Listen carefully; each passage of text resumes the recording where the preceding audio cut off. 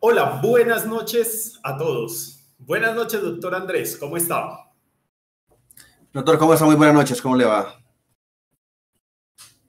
Bueno, bienvenido, doctor Andrés. Muchas Gracias, gracias doctor. por acompañarnos el día de hoy. Muchas gracias a todos los asistentes. Veo que ya en un minuto se han unido más de 10 y vamos aumentando.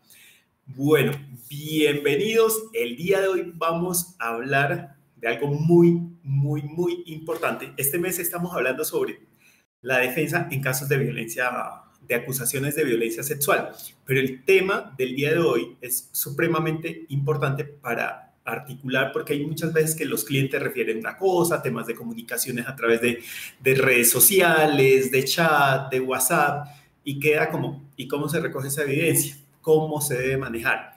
El día de hoy, para aclarar sobre este tema y darnos algunas recomendaciones, está el doctor Andrés Rodríguez. Él es técnico profesional en servicio de Policía, Dirección Nacional de Escuelas, Policía Nacional de Colombia. Además es técnico en criminalística y ciencias forenses de la Academia Libertadores. Él tiene mucha experiencia, solo llamé, ¿ya? Y es del equipo de él, hemos trabajado en unos casos muy interesantes en donde ha cobrado mucha relevancia el tema digital. Y el día de hoy nos va a enseñar y nos va a dar unas pautas, unas recomendaciones para este tema. ¿Por qué? Porque lo considero importante.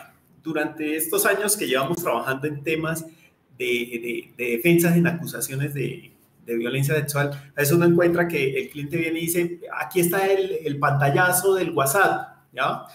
Aquí está el correíto impreso de que nos comunicábamos y esto no fue algo que se dio de un momento a otro, sino que ya venimos de una relación que no se conocía, pero tengo los soportes. Entonces, es muy importante conocer que detrás de esto pues hay todo un tema técnico de cómo se debe recoger adecuadamente ese elemento materia de prueba o esa evidencia física, cómo se debe documentar ese material digital. Bueno, doctor Andrés Rodríguez, sé que usted tiene pues toda una experiencia, cuéntenos sobre usted, ¿ya?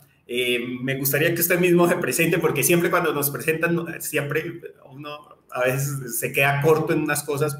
Por favor, doctor Andrés. Sí, claro, Doc. Bueno, como tal, mi nombre es Andrés Rodríguez, soy natural de Cali Valle y soy fundador de la empresa Investigadores Criminales y Profesionales Asociados. Soy retirado de la SIGIN de la policía, una institución en la cual realicé muchos estudios. Aparte de eso, también he realizado estudios con el ICITAP, que es la Embajada Americana, sobre recolección de evidencia digital. Y tenemos también estudios por el Instituto de Criminalística y SIC de Boston, en el cual pues hemos tenido mucha experiencia. Igualmente también hemos llevado varios asuntos, varios casos en los cuales la evidencia digital es importante. Manejamos 3 sedes que son en Cali Valle, la otra sede se encuentra en el departamento de Nariño, en Tumaco, y la otra sede se encuentra en Medellín. ¿Por qué optamos por tener estas sedes en estos 3 puntos? Primero que todo, estamos hablando de lo que es delitos sexuales, ¿cierto? En Medellín hay una situación de la cual los delitos sexuales han aumentado mucho y como tal, pues nuestra empresa también maneja lo que son delitos de homicidio, delitos de secuestros, delitos, en fin, todos los delitos penales, ¿ya? Entonces, optamos por Medellín porque Medellín es una ciudad en la cual hay mucha situación, muchos delitos sexuales, los cuales se presentan con menores de edad por aplicaciones. Medellín es una ciudad la cual utiliza muchas aplicaciones. Entonces, continuando ya con mi presentación, nosotros tenemos las 3 sedes en las cuales manejamos personal idóneo, personal calificado para recolectar estos elementos y para trabajar de la mano igualmente con varios grupos de abogados. Eso es, Doc. Doctor, muchas gracias por su presentación. Antes de que se me olvide, aquí estamos interactuando en el chat, pero por favor, las preguntas, hay una sesión de preguntas. Las personas que han asistido, abogados, investigadores, por aquí veo que está de Medellín, el doctor Juan David Rodríguez, Javier Castro está de Cali, hay también de Barranquilla, la doctora Arisa. Por favor, las preguntas las colocamos en la sesión de preguntas y las vamos a ir contestando. Hay unas preguntas que yo sí le había comentado al doctor que me interesaba realizarlas porque se han venido haciendo y hemos escuchado en varias ocasiones. Una de esas preguntas, doctor Andrés, es: ¿una persona natural puede recolectar evidencia digital? Y que esto se ha tenido en proceso judicial, porque en algún momento la gente, lo que comentaba al inicio, como aquí tengo mi celular y venga, tengo un pantallazo, ¿qué tan propio es eso? ¿Cómo se debe de hacer? Bueno, Doc, no es lo idóneo, ¿ya? Justamente hay una sentencia que pues la iba a tratar un poquito más adelante, sobre la cual es de un delito sexual, en la cual se quería demostrar, el mismo cliente, el mismo procesado quería demostrar de que había una relación continua, de que la menor le enviaba videos, le enviaba fotografías, en las cuales pues se observaba de que la menor era la que inducía al procesado en llegar a este delito de acceso carnal. Entonces, la sentencia, pues como tal, la sentencia relata de que la prueba es inadmisible, porque para eso se encuentran unos peritos certificados para el cual se debe de demostrar de que la evidencia es recolectada, de que tiene su objetividad, de que tiene autenticidad, de que tiene legalidad, idoneidad, de que no ha sido alterada. Entonces, estos son uno de los puntos a tratar pues el día de hoy, los cuales debe de tener la prueba, la evidencia digital. Entonces, no es lo recomendado de que el mismo cliente recolecte las fotos. Es más, al uno presentar o al cliente tratar de presentar estos elementos materiales probatorios en un proceso judicial, puede alterar la prueba, puede destruir la prueba. Entonces, para eso, pues, se requiere de que un perito idóneo sea, pues, la persona encargada de recolectar estos elementos. Ok, o sea, básicamente en la sentencia recordaron, lo debe de hacer el perito. Dijeron algunas características, establecieron algo con ciertos lineamientos que últimamente vienen pronunciando, la Corte viene pronunciando sobre el peritazgo. Dice, no es cualquier hoja ni de cualquier manera, sino que cumpla con un método. Sí, claro, correcto. El método es el que ya le comentaba, que tiene que tener autenticidad, legalidad e idoneidad. Entonces, el cliente pues no presentó esos documentos, o sea, no presenta el método técnico de recolección de ese elemento, porque para todo elemento debe tener su método técnico.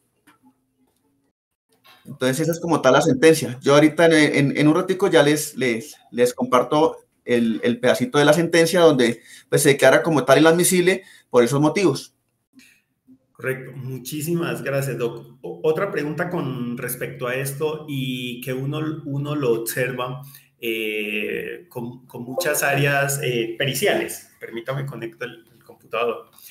Con muchas áreas periciales que son temas de...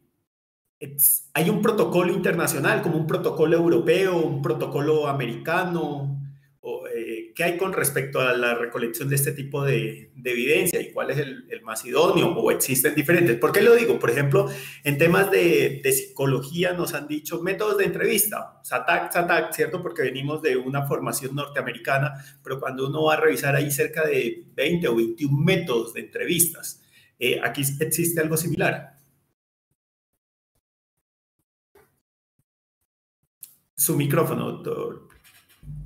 Perdón, doctor. Sí, exactamente, pues los métodos son internacionales, ¿no? Los métodos de recolección son internacionales, pero pues aquí en Colombia manejamos la ley 577 del 99, que es la que nos menciona como tal los métodos idóneos para recolectar la información digital y para que sea presentada ante una autoridad judicial. Ok, ok. Una de las que siempre nos surge preguntas, doctor, porque algo que hemos estado y desde acá, desde mi firma, Aníbal Navarro Médicos Forenses, con mis colegas y hemos estado viendo también desde la Academia Forense, que no nos pase lo que sucedió por allá en la década del 70 y el 80 en Estados Unidos, que se creó la famosa pseudociencia y entonces mucha gente venía y hablaba y presentaba y se generan una cantidad de cosas como gente que decía identificar personas a través de un pelo, personas que decía puedo identificar si son mentirosos o no y se creó una cantidad de básicamente rumores y cosas que no eran sustentables por la ciencia. ¿Qué formación debe tener una persona que se dedique a recolectar esta evidencia digital en estos casos? ¿Dónde se forma? ¿Cómo se forma? ¿Qué cursos debe tener? Esto es importante porque cada día toca ir subiéndole el nivel al asunto y ya no estamos en el 2005, ya han pasado 15 años, 16 y hay que hacerlo sentir, ¿cierto? Claro, Doc. Usted menciona son los empíricos, ¿ya? Personas que son empíricas y pues no tienen ningún reconocimiento mediante una academia. A ver, para una persona ser perito en recolección de evidencia, primero que todo, se requiere, lo puede hacer un ingeniero en sistemas que tenga formación también en policía judicial. ¿Por qué? Porque se debe manejar lo que es cadena de custodia, rótulo y los métodos técnicos científicos que menciona el Código General del Proceso para recolección de esta información y el Código de Procedimiento Penal. También hay personas, por ejemplo, nosotros como investigadores judiciales tenemos especialización en recolección de evidencia. ¿Cómo lo hace uno? Por medio de una academia, ¿ya? Por medio de una academia que nos certifique de que usted es idóneo para poder recolectar evidencia digital. Lo que se requiere en este asunto es la idoneidad. La idoneidad es mediante una certificación. Lo pueden hacer, como le decía Doc, también los ingenieros en sistemas que tengan cierta formación en policía judicial o a veces tienen también especializaciones en recolección de evidencia digital para la parte judicial. Ok. Señores abogados, investigadores criminalísticos, es muy importante ir teniendo esto en cuenta, ¿ya? Porque cada día los jueces comienzan a ver más, es la persona idónea, es el profesional, qué formación tiene, qué experiencia tiene. Es muy importante toda esta parte. Aquí hay algo, y el doctor Puerta Patiño hace una pregunta. Y es la siguiente, doctor Andrés, dice, si el sindicado me pasa a mí como su apoderado, esas pruebas yo las puedo verificar mediante esos peritos especializados en la materia. Y aquí ya comienza un tema de cadena de custodia, ¿correcto? ¿Nos podría aclarar y de pronto con un ejemplo, como ustedes tienen tantos años de experiencia y han abordado tantos casos, van a decir, mire, aquí se hizo bien y aquí se cometieron estas fallas? Yo siempre hablo de esa manera porque me gusta decir, venga, errores cometámoslos una vez, que no se nos vuelva a cometer dos veces, pasó esto, y saber que esa es la forma en que cuando uno ya termina la universidad es la forma de seguir aprendiendo. Correcto, Doc. Exactamente, tuve un asunto en Tumaco en el cual el defensor recibió el teléfono por parte del procesado. ¿Ya? Es más, ni del procesado, de un familiar del procesado, porque el procesado se encontraba privado de libertad. Se recibió el teléfono, entonces nos comunicó a nosotros que qué debía hacer, que él iba a revisar el teléfono, qué tal. Entonces le dijimos de que no. Lo lógico que debe hacer, lo concreto es recibir el teléfono mediante cadena de custodia. Él únicamente va a hacer las veces de transportador. Se hace el elemento, se rotula, se embala, y él va a hacer las veces de transportador y se le entrega al perito. En el formato de cadena de custodia también firma el perito, donde el perito ya realiza el análisis completo. Y cuando ya se ha hecho el análisis, el perito lo mantiene en cadena de custodia para ser presentado el elemento en cualquier momento al ente acusador que lo solicite para comprobar la mismicidad, para comprobar la autenticidad, la idoneidad de que los elementos que se recolecten dentro del celular sean reales, de que no hayan sido alterados. Entonces, por eso se le recomienda a los señores defensores no manipular el equipo celular cuando es recibido por parte del procesado, por parte de alguna persona de la cual pues tiene cierto, pues como tal, tiene cierto participación en el asunto. Entonces, dejar el equipo celular pues quieto y ya proceder a realizar cadena de custodia, entregarse al perito, que es el que va a realizar el análisis pues, completo. Doctor, mire que me recuerda un tema que fue muy sonado acá en Colombia. ¿Se acuerda cuando fue el tema de los bombardeos y donde murió Raúl Reyes? Que básicamente mucha gente terminó investigada y después dijeron, pero venga, esos computadores y toda esa evidencia digital ya había sido abierta, manipulada, y dijeron, no sabemos qué es, qué se implantó. Básicamente ahí se generó, fue una duda. Dijeron, no se sabe quién la manipuló y cómo, no había cadena de custodia. Algo similar, ¿cierto? Algo similar, Doc, porque en el momento de que los computadores son encontrados, pues muchas personas digamos vulgarmente, le meten la mano para mirar qué información hay y no lo realizan de la manera adecuada. En ese momento, pues lo que se mencionaba era de que todas las personas que participaron en el operativo, pues con el objetivo de mirar qué información había, comenzaron a escudriñar todos los computadores. Entonces esa información pues ya no es legal. Igualmente también cuando, por ejemplo, nosotros tenemos el chat de WhatsApp del procesado pues con la víctima. Se comienzan a revisar todo el WhatsApp, que venga, que aquí, que tomas pantallazo, que esto. Entonces, eso no es lo técnico. A veces hay personas procesados que del susto eliminan el WhatsApp, eliminan todas las conversaciones. Por ejemplo, el asunto de Tumaco, que yo le comentaba a Doc, en ese asunto, el procesado, pues en el momento que le llega de captura, elimina completamente el WhatsApp, formatea el teléfono, mejor dicho. Entonces, la idea es que no traten de recuperar toda la información. Eso lo hace es, como tal, el perito, porque el perito ya utiliza la cuenta Drive, utiliza todo el equipo mediante unos programas que son utilizados para recuperar la información de la manera adecuada. No es como uno lo hace, que recuperemos el WhatsApp y toda la situación, no, porque pues, se puede perder la información. Mire que este detalle es muy importante para darle recomendaciones, señores abogados e investigadores, a nuestros clientes. Esta semana nos consultaron de un caso y yo le preguntaba, o sea, con lo poco que sé como médico, yo acepto, no, por eso invité acá al doctor Andrés para que nos ilustre sobre el tema de evidencia digital, pero es algo que, pues, de tanto hablar, conocer investigadores, abogados, algo que aprendí, le dije, mire, si yo fuera el implicado y tengo este celular, primero no lo destruyo, no lo formateo. ¿Son correctas esas recomendaciones? ¿Cierto, doctor Andrés? No destruirlas, no dañarlas, ¿ya? Cliente que nos visitó, que nos llamó esta semana, que los hechos sucedieron el fin de semana, unas lesiones personales, dice, yo me asusté y borré, ¿ya? Yo le dije, pues, da como si nunca, o sea, con lo que tú me cuentas, me dices que vienen de una relación hace tiempos, pero borraste todo, inclusive redes sociales. Le dije, ¿no qué diría? Pues de verdad nunca han tenido nada. Se encontraron en un hotel y pelearon, ¿ya? Lo cual da todo un escenario muy distinto.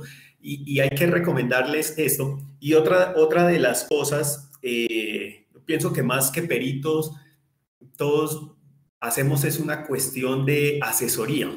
De hecho, aquí en la firma cada día nos conocen más, y la del doctor Andrés, por dar esa asesoría y esas recomendaciones. Hace tiempos nos llegó un cliente acá de un alto perfil, y él dentro de era un tema de violencia sexual, dentro de las acusaciones, dijo, todo lo tengo en el WhatsApp, y contrató un servicio de peritaje y le entregaron algo así como 1.200, 1.500 páginas de todo lo que se descargó. Yo le dije, pues excelente, tiene mucho adelantado, qué bueno, va a ir como perito. Dijo, no, ya verifiqué que ellos no van a audiencia.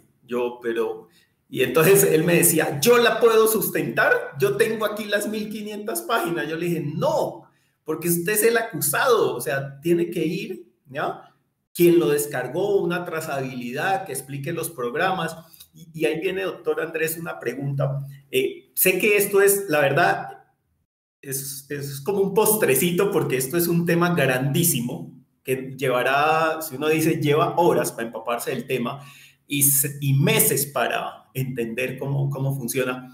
Pero a grandes rasgos, ¿qué programas, qué se utiliza, qué ya no se utiliza? Porque vemos muchas personas vendiendo técnicas, y en mi área, lo digo desde el área de medicina forense, conceptos que ya están reevaluados hace 10, 15 años, y uno dice, no, eso ya pasó, eso ya no se hace, lo actual es esto.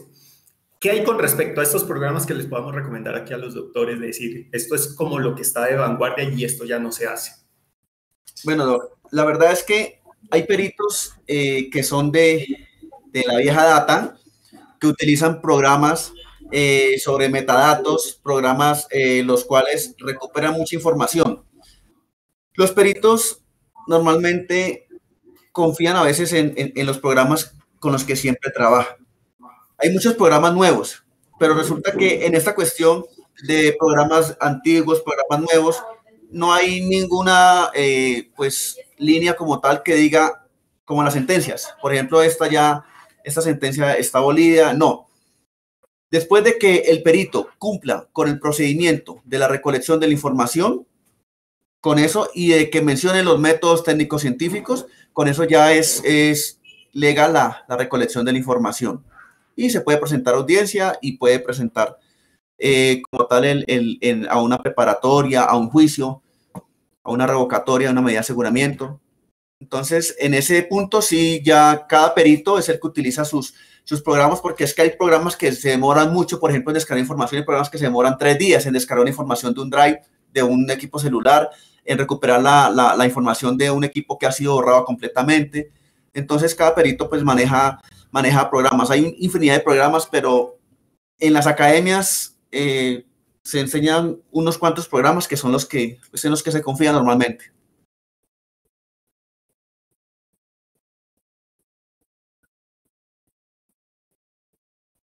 Micrófono, Doc. Perdón, doctor, aquí hay una pregunta que la hace el doctor Ricardo Loaiza y nos pregunta lo siguiente, ¿no hay inconformidad? La pregunta dice, ¿no hay inconformidad en la recolección del elemento? Si este elemento es recolectado por el defensor entraría a ser testigo también, puesto que es el primero en transportarlo. Entraría a ser testigo, pero de todos modos, como el defensor únicamente lo que hace es hallar, recolectar y embalar, entonces el defensor pues no tiene mayor participación en el asunto, si no ha manipulado el equipo celular, ¿ya? Porque la idea es de que no sea manipulado, porque pues se puede perder información, lo que estamos ya diciendo, se puede perder información, la información puede ser alterada, que en el momento de que sea ya verificada por la fiscalía o por los peritos de la fiscalía, entonces se va a dar cuenta de que el equipo ha sido manipulado. Por ejemplo, si el perito realiza, supongamos, recibo el equipo hoy, ¿cierto? Como defensor recibo el equipo, le hago rótula, cadena de custodia y yo procedo a transportarlo, a entregárselo al perito. El perito realiza análisis el 24 de julio, por ejemplo. Entonces, en el momento que sea requerido por la fiscalía, se van a dar cuenta de que el equipo fue manipulado también anteriormente, no como dice el perito que empezó a manipularlo el 24. Entonces, con eso ya pues perdemos como tal la mismicidad, la idoneidad. Entonces, ahí ha sido alterado ya el equipo. Todo eso se debe informar, pero entonces cuando el perito recibe el equipo, debe de informar en el relato que hace cuántas veces se ha manipulado el equipo, por qué personas, para evitar eso. Sí, mire, esto me recuerda, a mí me encanta la parte penal porque es muy estricta. Cadena de custodia, el trabajo de recolección, o sea, es muy estricto. Nosotros acá, y creo que ustedes también lo hacen, temas civiles, administrativos, la cosa es diferente. Y acá hay algo, y como mensaje, de hecho, los que han trabajado con nosotros saben que siempre recomendamos investigador criminalístico para la recolección, por ejemplo, en nuestro caso, las historias clínicas, recoger la diferente información, ¿ya? Pero un caso muy particular no sé qué pasó y no terminaron diciendo como el investigador fulano recogerá el elemento materia de prueba, que es la historia clínica, y lo entregará al médico perito de la firma para análisis. Algo pasó y se comieron la primera parte y el médico le tocó salir de acá en vuelo a la otra ciudad a recogerlo y se presentó una situación muy particular porque pues nosotros estamos perito una cosa, investigador criminalístico otra y terminó como recolectó, halló, recolectó, embaló, analizó, o sea, una cantidad de cosas ya muy compleja. Y ya lo he escuchado con varios penalistas que dicen, no, mire, doy la orden, investigador ejecuta, investigador traslada al perito, perito analiza, ¿ya? No quiero terminar siendo testigo o no, yo doy la orden y se cumple de esta manera, ¿ya? Que me parece que es lo más adecuado, que no vayan a quedar esos vacíos. Uno ve que hay jueces que toleran un poco más eso, hay otros que definitivamente no, son muy estrictos en ese punto, al igual que las defensas y los fiscales. Aquí hay una pregunta de la autora Erika Díaz, y pregunta, y este dato es importantísimo, ¿los WhatsApp eliminados se pueden recuperar por medio del perito? En caso de, ¿y cuánto tiempo? Sí, claro, Doc. Los WhatsApp se pueden recuperar. Lo mismo le contaba con el mismo equipo del asunto de Tumaco, que el procesado eliminó completamente todo el teléfono, reseteó el teléfono. Entonces, ahí lo que hicimos es recuperar por la cuenta Drive, se recupera por el mismo equipo, ¿ya? No lo vamos a hacer nosotros, por lo que pues normalmente lo hacen las personas cuando eliminan archivos del teléfono, que eliminar fotos, cosas así, que lo meten al programa Recuba. No, ese programa es algo muy sencillo para recuperar las imágenes y todo. Entonces, el perito lo que hace es recuperar completamente. Se hacen 3 informes. Un informe que es de la cuenta Google, otro de la cuenta Drive y el otro que es del equipo celular local. Entonces, se pueden recuperar los mensajes eliminados de WhatsApp.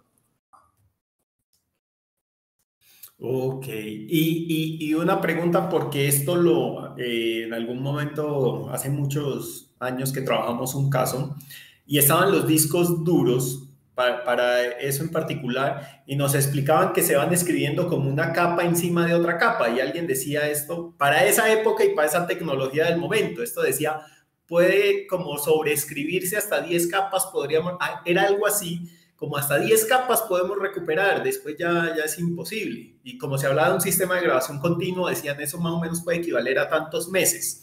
Acá, si uno deja, ¿cuánto tiempo se podría recuperar? ¿En cuánto tiempo esa evidencia? ¿Máximo? ¿O si se sobrescribe, cómo sería? No, esa evidencia digital ya no se sobrescribe, Doc. Esa evidencia digital ya se maneja de acuerdo a la capacidad del equipo, a la capacidad del Drive y de la cuenta Google, porque pues el Drive tiene cierta capacidad, entonces de acuerdo a lo que se almacena allí. Pero normalmente los equipos celulares, el WhatsApp, siempre genera lo que es una copia de seguridad. Cuando usted pues instala su WhatsApp, le pregunta qué copia de seguridad cada cuánto, cada semana, cada día. Entonces se logra recuperar de las cuentas de las copias de seguridad. En las cuentas Google sale copias de seguridad de varias fechas. Entonces uno que hace es tratar de recuperar las copias de seguridad. Ok, usted nos hablaba de que hacen estos 3 informes. Sabemos que como esto es tan extenso, a grandes rasgos, para que un abogado o un investigador diga, bueno, este informe sí tiene buenas características de ser bueno, ¿ya? ¿Qué debe contener ese informe a grandes rasgos? El informe debe contener como tal la descripción completa de lo que se recupera. Debe contener lo que siempre se requiere es los métodos técnico-científicos utilizados para la recolección de esa información. Eso es como tal lo primordial. Básicamente el método, el paso a paso El método, correcto. Y ahí citan qué protocolos internacional se utilizó para esta recolección y bibliografía. Bueno, en este momento no tengo a mano el protocolo, pero ese protocolo es internacional, ¿ya? No es el protocolo internacional, pero en este momentico no lo tengo a mano porque es que es un protocolo, es complejo, ¿ya? Es complejo de todo lo que se... O sea, eso más o menos en la Academia de Investigación Criminal de la Policía Judicial de la DIJÍN es un año lo que se estudia para poder obtener toda esta información. Mire que es eso, lo que usted nos dice es importante, ¿ya? Y yo esto siempre lo transmito, básicamente son disciplinas grandísimas y yo creo que todos estamos de acuerdo en que cada día esto necesita más de equipos interdisciplinarios y soy de los que recomienda mucho. De hecho, ya he trabajado con la firma del doctor Andrés y lo he recomendado para los casos en el suroccidente, ¿ya? De trabajo en equipo. Porque hay veces que aquí, pues después de 16 años se ha evolucionado y se ha crecido muchísimo en métodos. Por ejemplo, yo cuando, acá en la firma, cuando abordamos temas de responsabilidad médica, a veces nos llegan y nos dicen, es que encontré un artículo científico que dice que las cosas pueden pasar así o no pueden pasar así. Uno le dice, es un artículo de cerca de 1 millón que se producen al año. ¿Ya? O sea, eso es uno. ¿Ya? En esto es lo mismo, saber que existen esos protocolos que son bastante densos, me imagino, porque cada disciplina tiene unos protocolos complejos, ¿ya? Saber que existe eso y pues ya será en algún momento cada abogado con su proceso y su asesor y perito que entren a mirar si la contraparte aplicó método, no lo aplicó. ¿Por qué lo digo esto? Y no sé de pronto si el doctor Andrés lo ha oído. Hace tiempo nos llegó un caso acá para identificación humana, cosa que también se hace desde el punto de vista médico. Las imágenes habían sido descargadas de una red social, de un periódico, no sé cómo llamarlo, un periódico aficionado, no era el periódico oficial, ¿no? Y básicamente ahí describían es mujer de tanto y tantos años aproximadamente, cuando uno desde el punto de vista médico, no, mire, para determinar si es mujer tiene que tener tales características que no se ven, para determinar edad tales características. Es algo similar en esto, que también suele pasar y lo he visto mucho con el tema de imágenes, diciendo, mire, pero es que aquí me está mostrando sus genitales, hemos visto de todo, sus genitales, mire, dígame por esta foto, ¿qué edad podría tener? Y uno, la foto no, pues no sirve, así como alguien puede tener a los 15 años un cuerpo de 30, a los 30 puede tener un cuerpo de 15, ¿ya? Y se da para muchas confusiones. Lo otro, lo que decía el doctor, la procedencia, si esa imagen fue manipulada. Sé que hoy en día, que estaba viendo un documental muy interesante, han avanzado en temas de imágenes, bastante en temas de utilizar programas para mirar si hay píxeles incrustados, si los píxeles son homogéneos, algo así, ¿cierto, doctor Andrés? Sí, claro, Doc. Para pues como tal, verificar de que la imagen no ha sido alterada, de que no ha sido alterada. Con respecto a lo que usted hablaba, Doc, nosotros pues también manejamos un asunto en el cual un procesado, una persona conoció a una niña por medio de una aplicación que se llamaba, creo que era Vigo Light, y normalmente es casi igual al asunto que se manejó en Cali con usted, Doc. Este asunto, pues lo que tratamos de sacar con el perito en delitos informáticos es que demostrar de que para poder acceder a esa aplicación, para poder inscribirse a esa aplicación, debe ser mayor de edad, porque la fiscalía le imputaba pues acto sexual abusivo con menor de 14 años. Resulta de que normalmente en clima caliente las niñas, señoritas, pues aparentan ser mayor de edad. ¿Por qué? Por ser corpulentas, por ser robustas. Entonces, una niña de 14 años, pues normalmente pasa por una de 18.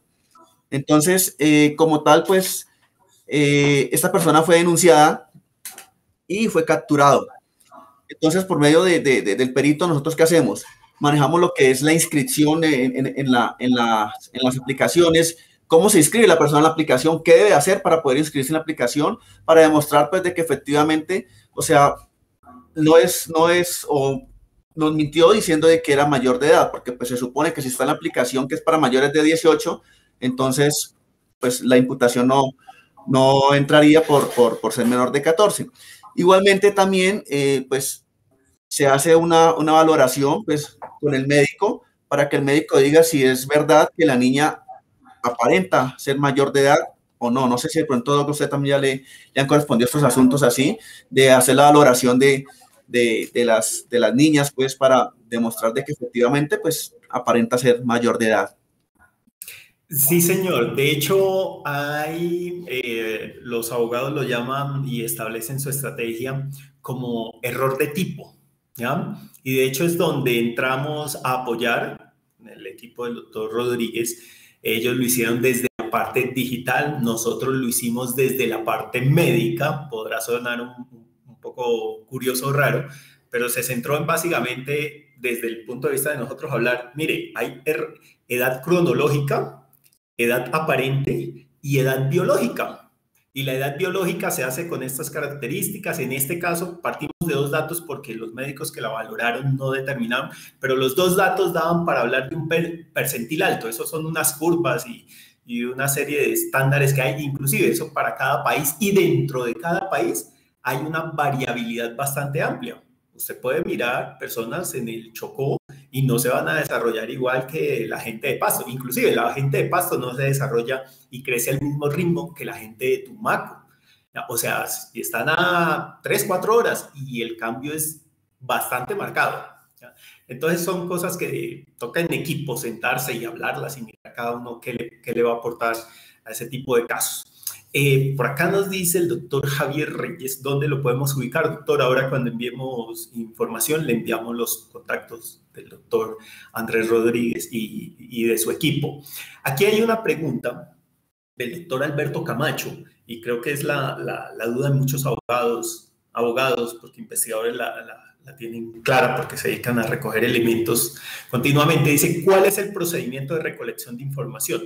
Yo fuera acusado y tengo este celular, usted es mi investigador, mi abogado, y digo, lo voy a entregar, aquí está. ¿Qué haría de primero? Si usted fuera el abogado y se lo tiene que llevar al investigador, ¿qué haría con este celular que está prendido en este momento?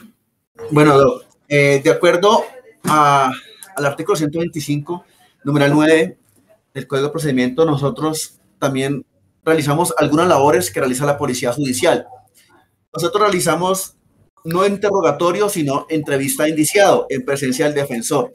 Entonces, para evitar ese proceso, ¿qué hacemos nosotros?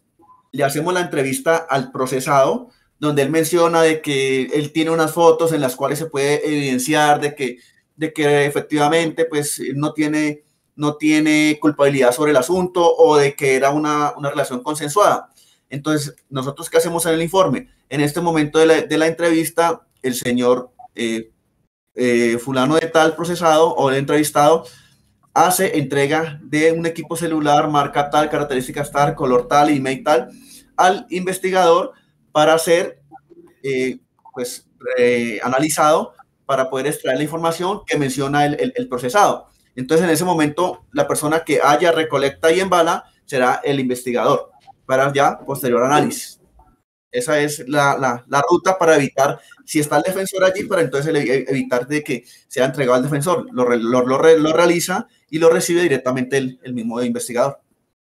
Ah, ok. Muchas gracias. Aquí hay una pregunta que yo pienso que va de la mano con lo anteriormente hablado. Dice, para esta recolección, el doctor Puerta Patiño nos pregunta, ¿para esta recolección de evidencias físicas es factible la credibilidad de los testigos? ¿En algo influye el tema de credibilidad? Si alguien dice lo tuve, no lo tuve, es mi celular. Sí, hay que demostrar efectivamente pues de que era el equipo de la persona. Nosotros, por ejemplo, tuvimos un asunto en el cual se mencionaba de que la persona le escribía a él a un WhatsApp de número tal, pero resulta que esa línea no estaba a nombre de la persona. Pero entonces, ¿qué hicimos? Tratamos de ubicar de que esta persona pues ya tenía hace mucho tiempo ese abonado celular en el cual se comunicaba, sacamos unas hojas de vida donde le había presentado a varias empresas y se encontraba ese teléfono. Y pues teníamos como tal una que era la prueba reina, porque resulta que en un carnet de salud se encontraba ese abonado celular.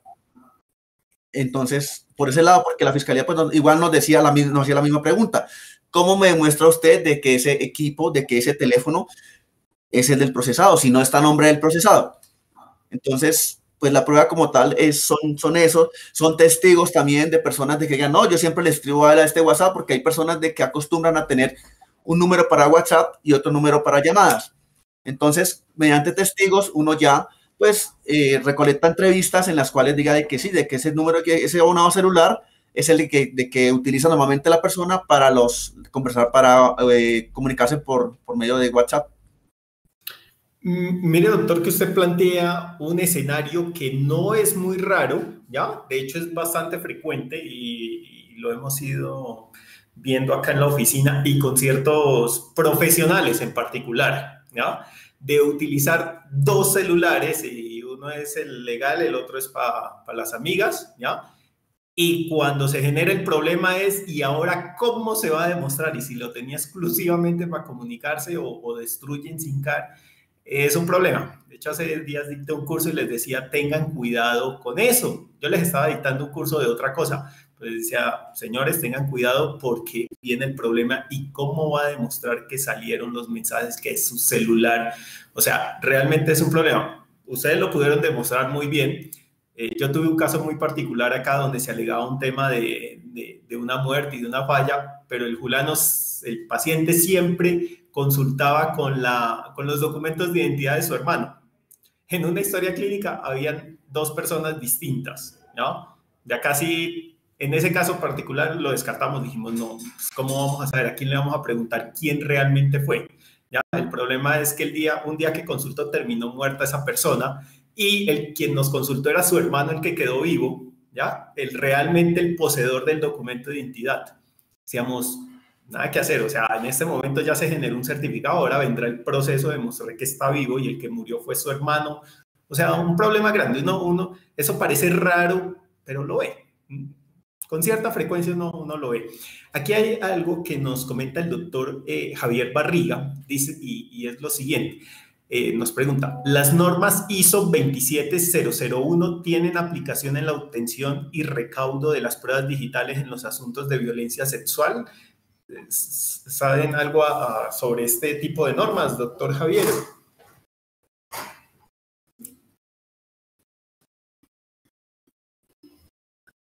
Doc, sí, la norma, la ISO 27001, esa pues también se utiliza en la recolección de información.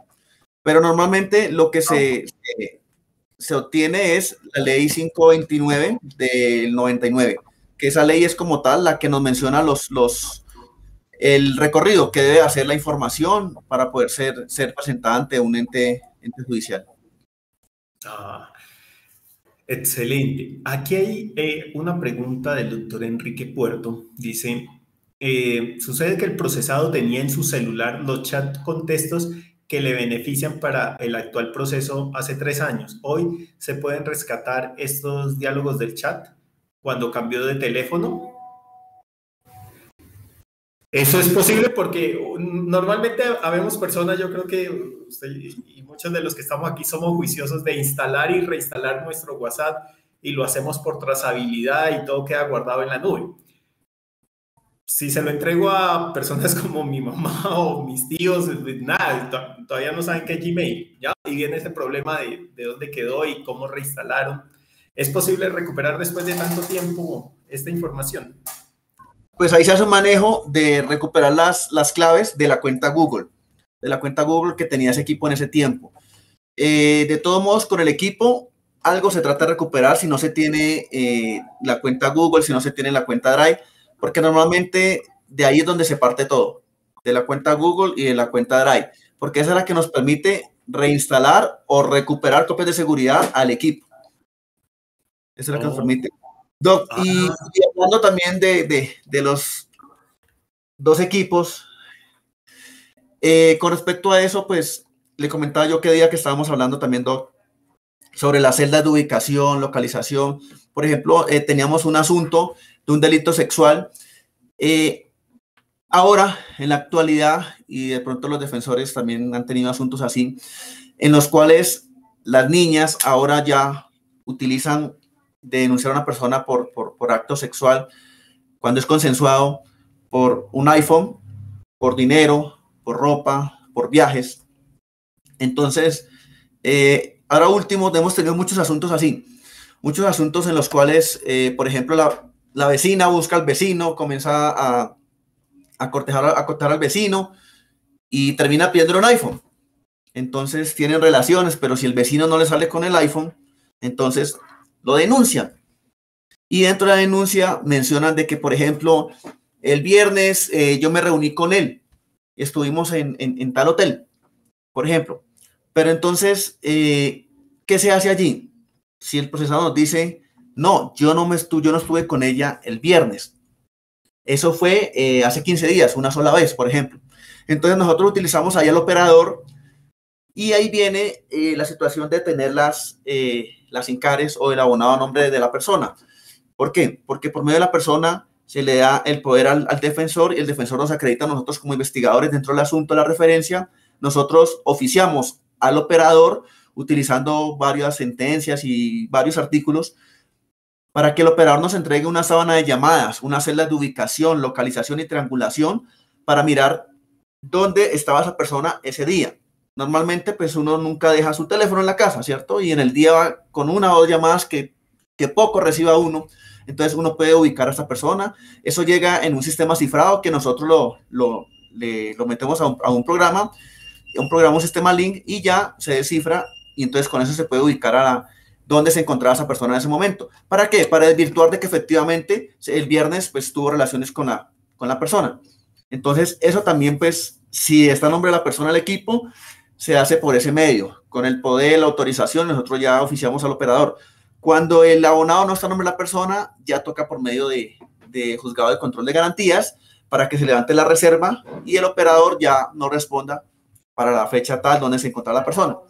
Entonces, ese es otro problema que se presenta con las personas, porque normalmente tienen otro equipo y ese equipo pues no está a nombre de las personas. O sea, han comprado una SIM card y es la que tienen hace 2, 3, 4 años. Entonces, eso es lo que sucede también. Y por ese lado también pues hay mucha situación en la cual uno puede utilizar también a los operadores.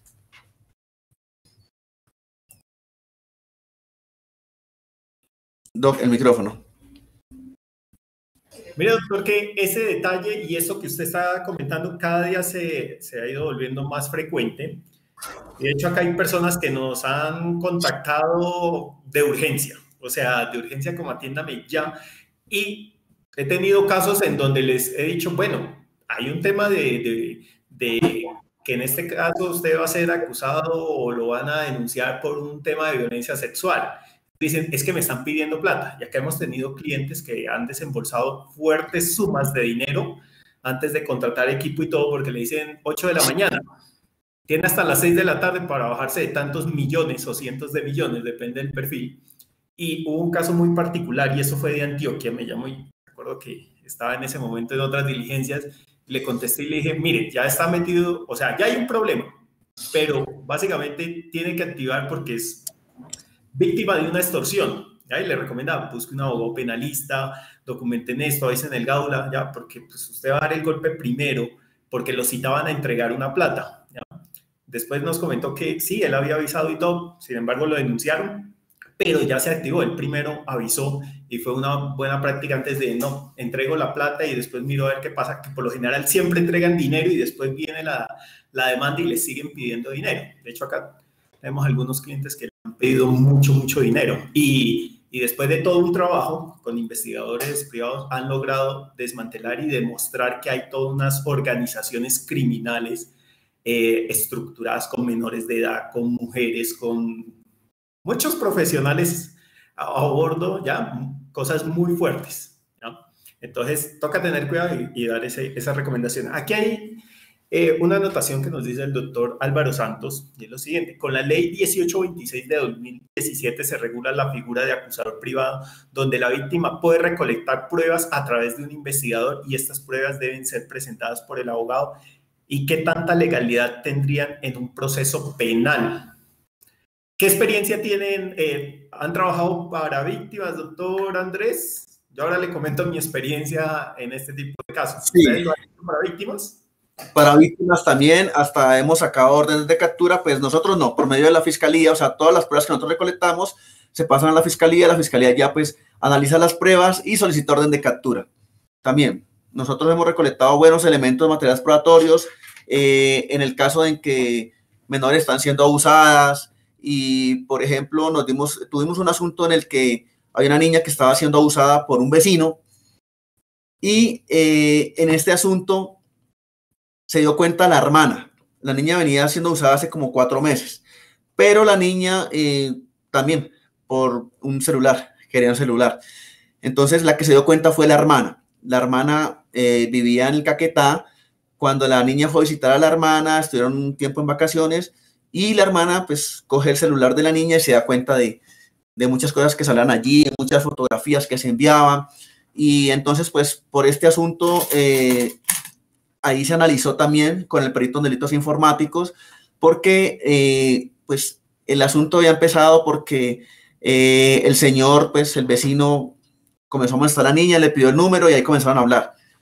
Y se observaba pues todas las comunicaciones, se observaba todo el chat y entonces por ese lado pues también se le presentó a la fiscalía todo el material probatorio y la fiscalía analizó y pues la verdad expidió una orden de captura por medio de un juez y el procesado pues terminó haciendo un preacuerdo con fiscalía, pues, pero no sé al igual en qué, porque esa era la idea de la defensa, ¿no? De la defensa del procesado, porque estoy hablando con la niña que para hacer una retractación disimulada, que en fin, el abogado pues menciona muchas cosas, pero la verdad sé que el señor sí todavía se encuentra privado de libertad, eso fue hace como un año pasado, y no sé si al fin la fiscalía pues aceptó el preacuerdo, pero sí el señor se encuentra privado de libertad.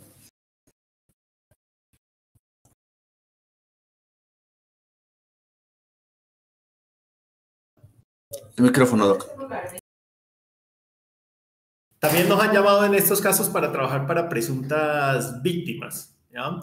Es algo que la verdad desde la firma no lo hemos hecho y siempre recomendamos, le decimos, mire, hay todo un medicina legal, todo un instituto con sus laboratorios y todo por temas económicos, háganlo por esa ruta, por fiscalía. Sin embargo, una vez pasó un caso muy curioso que estuvimos a punto de abordarlo y de hecho fue en el Valle del Cauca, donde la presunta víctima decía, no me quiero dejar valorar por médicos de medicina legal ni con fiscalía, nada, o sea, y era una familia con muchos recursos, decía, queremos que vengan los equipos de investigación de Bogotá, los médicos que sean de otras zonas, bueno, todo el equipo, y yo le decía, bueno, y después vendrá a procesar fluido, genética, decían, donde nos recomienden. Yo en ese momento le dije, mire, una opción, aquí en Bogotá, en tal parte, segunda opción, enviarlos a Houston, Texas, para que se haga eso. Dijeron, listo, bueno.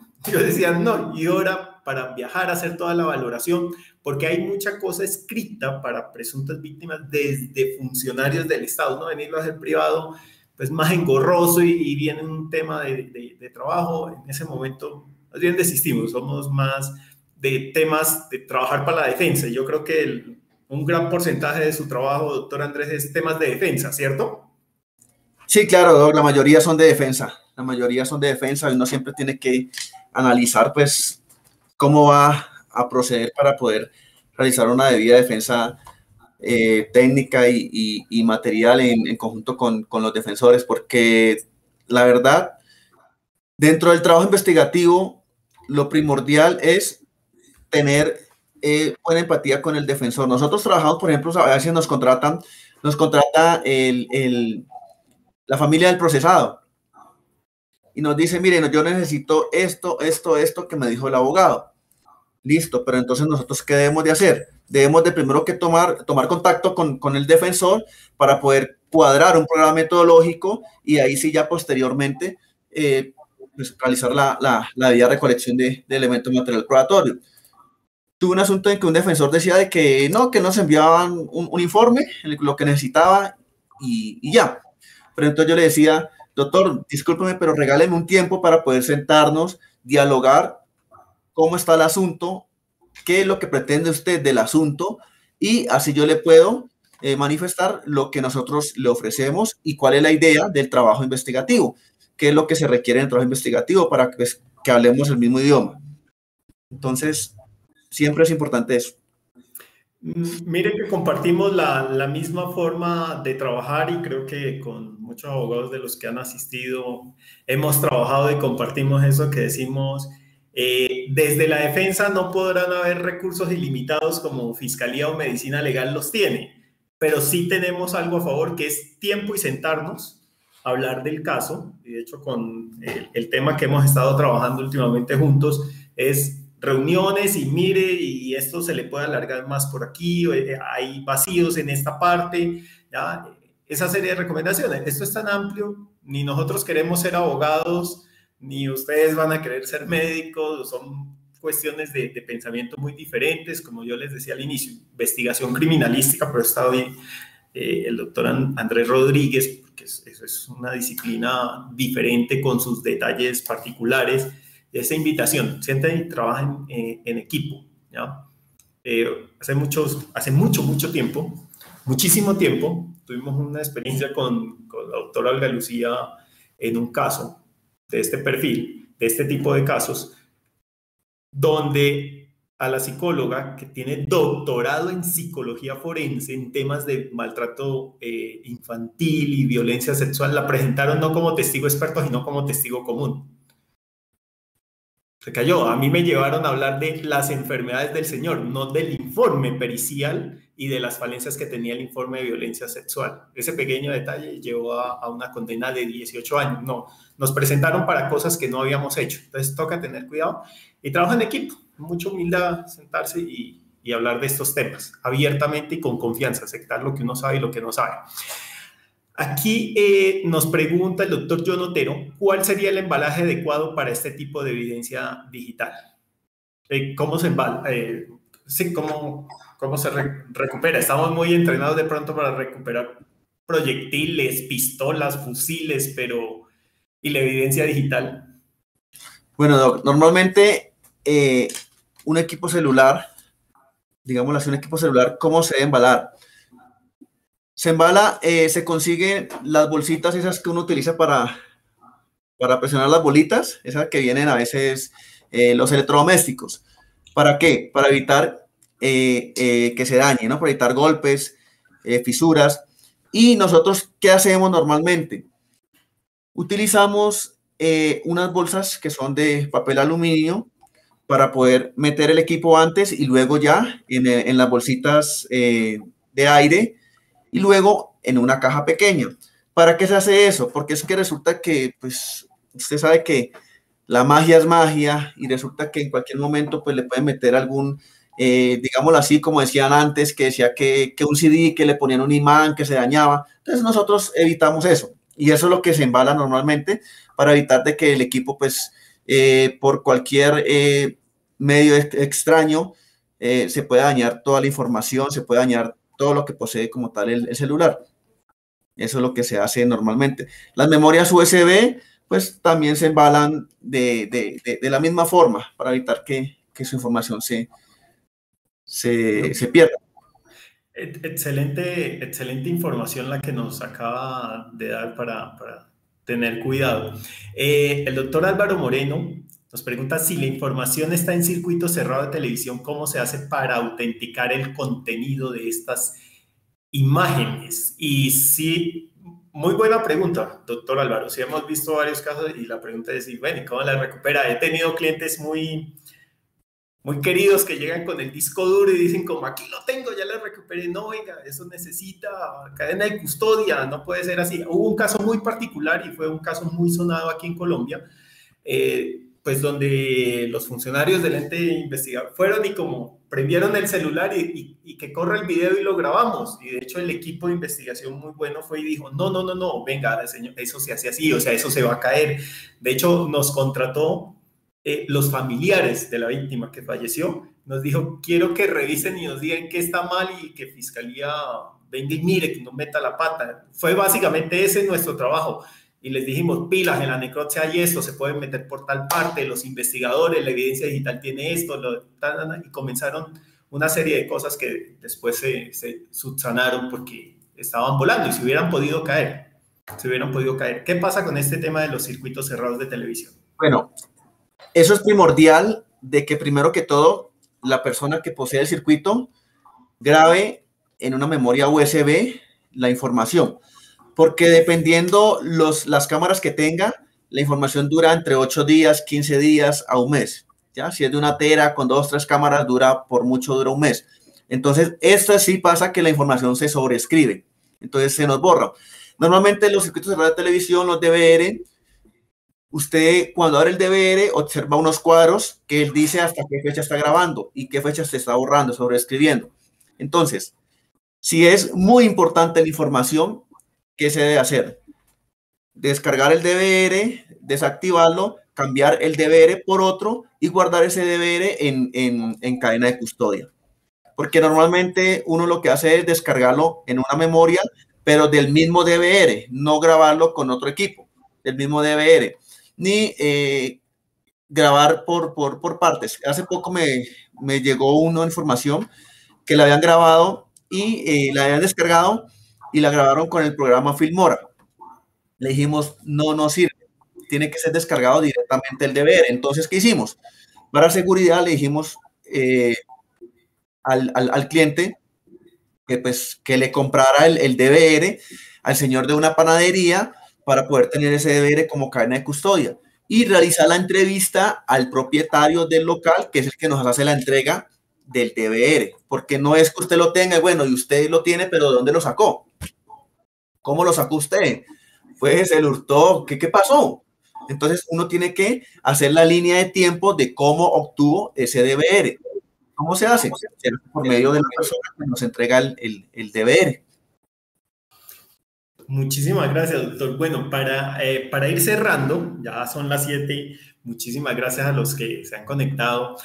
Aquí hay una pregunta que es bastante habitual que nos hagan en estas conferencias y hacen la siguiente pregunta, doctor Andrés, la doctora Erika Díaz. Los honorarios de una recuperación de información digital celular, ¿entre qué sumas puede oscilar aproximadamente? Esta es la famosa pregunta, ¿cierto? Y yo creo que hemos vivido lo mismo y yo ya por experiencia lo he vivido acá y me gusta siempre en detalle escuchar y siempre cuento la misma historia. Hace mucho tiempo me llamaron para asesorar un caso de unas lesiones personales de una pareja que estaba violando. Esa fue la historia. En ese tiempo estaba comenzando lo privado. Cuando comencé a leer en detalle les dije yo, partamos de que no lo voy a tomar. El caso trataba de feminicidio, tortura, hablaba, o sea, la señora estaba de todo menos, eso no eran 2 cachetadas, eran lesiones hepáticas, cuidados intensivos, o sea, parecía que le había cogido un camión, ¿ya? Desaparición, hablaban hasta de secuestro en eso, y yo le dije, no, mire, partimos de un tema de desconfianza, o sea, no, pero acá, doctor, ¿hay alguna referencia o cómo entra? ¿Cuál es el procedimiento? Yo le pregunto esto del procedimiento porque sé que acá ya tenemos nuestro procedimiento estandarizado y arrancamos por consulta, revisiones previas, informes, audiencias, todo está desglosado. ¿Ustedes cómo lo hacen, doctor? Igualmente, Doc, nosotros primero analizamos el asunto, ¿ya? Porque la idea no es únicamente hacer el trabajo y dejarlo ahí.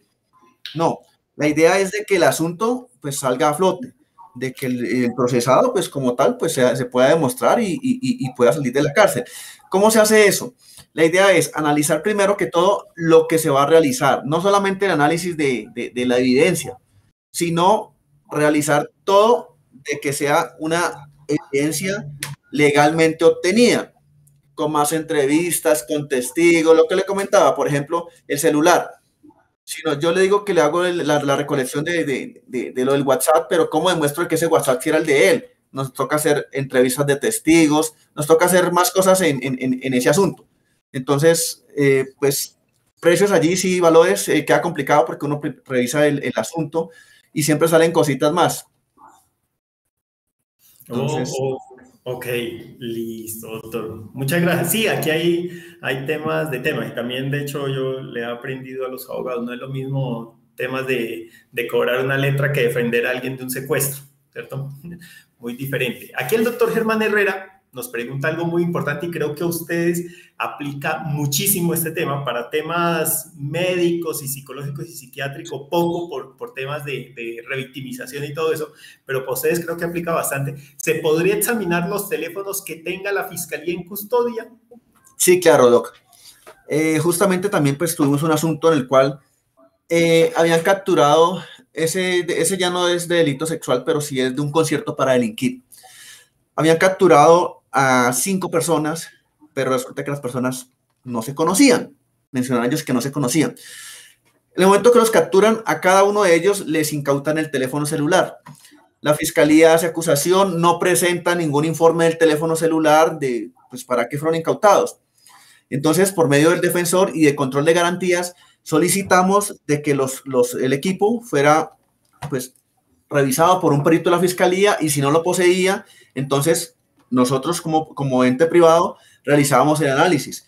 Se hizo igualmente por cadena de custodia, se hizo el peritaje y se pasó, pues como lleva lleva un protocolo, se le entregó a la fiscalía el informe y el equipo se le volvió a fiscalía para que la fiscalía corrobore si efectivamente cumple con los requisitos o no cumple con los requisitos de autenticidad de la evidencia. Y efectivamente, pues sí, la evidencia, pues los señores no tenían llamadas en relación, ninguno de ellos se había llamado, no había recibido llamadas del otro, entonces con eso pues se puede desvirtuar como tal el delito de concierto para delinquir.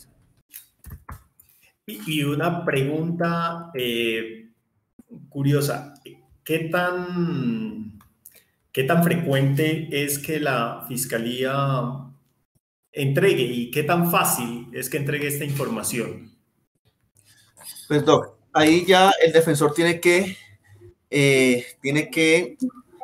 mencionar al juez de control de garantías cuál es el objeto de la prueba, ¿ya? Igual que en una preparatoria, pertinencia, conducencia y utilidad de la prueba. Entonces, con eso ya pues se demuestra para qué se requiere la prueba, cuál es la importancia de esa prueba dentro del proceso judicial. Entonces, con eso ya pues se solicita a control de garantías y control de garantías autoriza la verificación de ese, o si no, lo autoriza envío a la ciudad de Bogotá para hacer el respectivo análisis con los peritos de la fiscalía, los peritos de la DIJÍN, sino que pues a veces por celeridad del proceso y por muchas cosas, entonces se utiliza pues los servicios nuestros. Doctor, o sea, fue muy valiosa la información para los que trabajamos en este tipo de casos y de hecho qué día se resaltaba que asistía a un webinar, al lanzamiento de uno de los volúmenes de la revista de Ciencias Forenses de Guatemala. Y una de las primeras presentaciones decía, una de las obligaciones de nosotros como peritos es conocer de diferentes áreas, no peritar, sino conocer qué hacen las diferentes áreas para dar esa asesoría y esas recomendaciones y organizar esos equipos, ¿ya?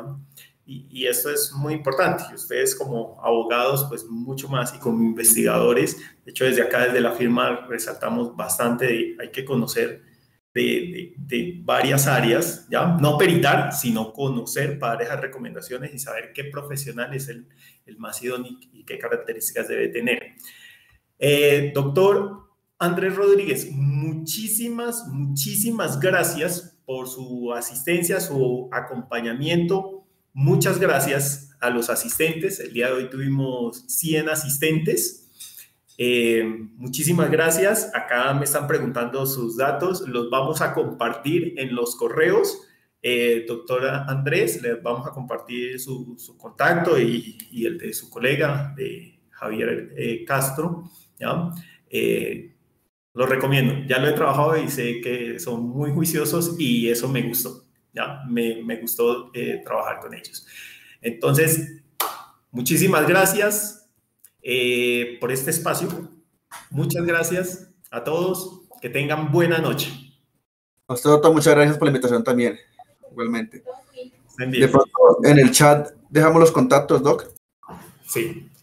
Sí, hay muchos chats y aquí se pueden perder. Caroline, por favor, lo enviamos con los datos del doctor, fotografía, ya, y todo para que los asistentes puedan saber dónde contactan al doctor Andrés y al equipo que él lidera.